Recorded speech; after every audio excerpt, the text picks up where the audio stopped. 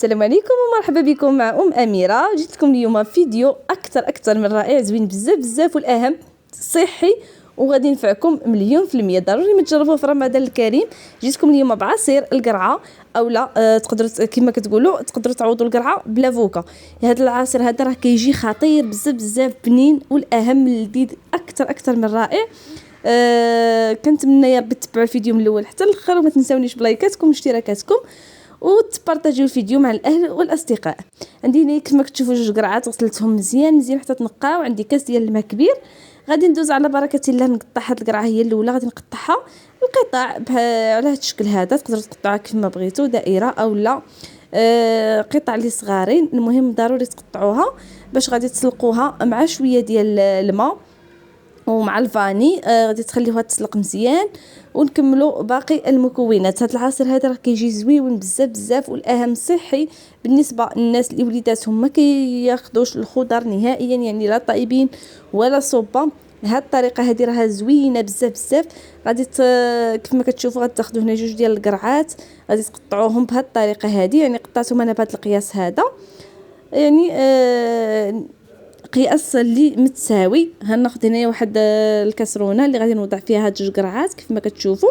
وانتم تقدروا ديروا القياس اللي بغيتوا. تقدروا الا كنتوا افراد العائله كبار ديروا ضعفوا الكميه ديال القرعه. انا هنا درت غير جوج ديال القرعات مع نص لتر الحليب، يعني نتوما لو تضاعفوا الكميه ضعفوا حتى القياس.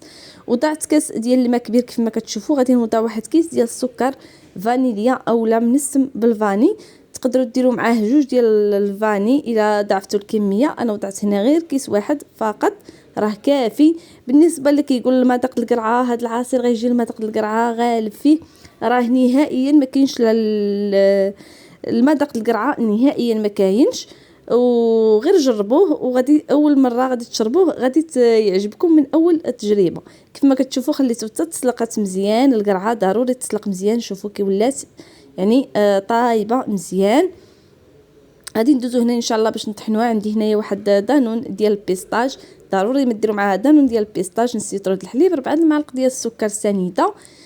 هاد دانون ديال البيستاج ملي كتوضعوه مع القرعه ومع الحليب كيعطيكم المذاق ديال ياغورت عصيري داك اللي كيتباع في الزنقه.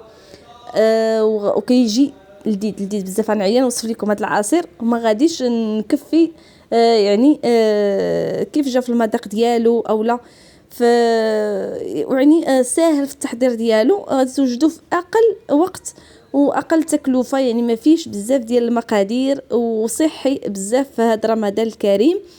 غادي يفيدكم وغادي يفيد حتى وليداتكم. بالنسبه لوليداتكم اللي ما كيشربوش ما كياكلوش الخضروات، هذا راه طريقه زوينه وبزاف وصحيه ليهم وليكم حتى نتوما بطبيعه الحال.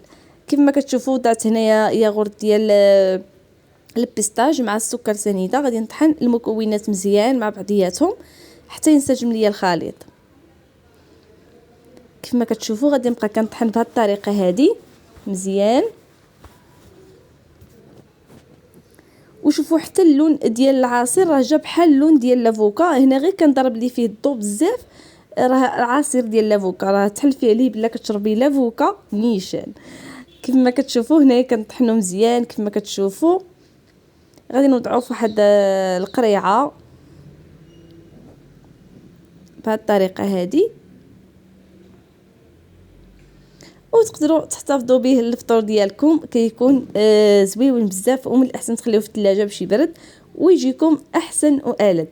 كيف ما كتشوفوا كيكون هذا هو القوام ديال العصير ديالنا. كنتمنى يا ربي يعجبكم ويكون فاتكم الفيديو ديال اليوم.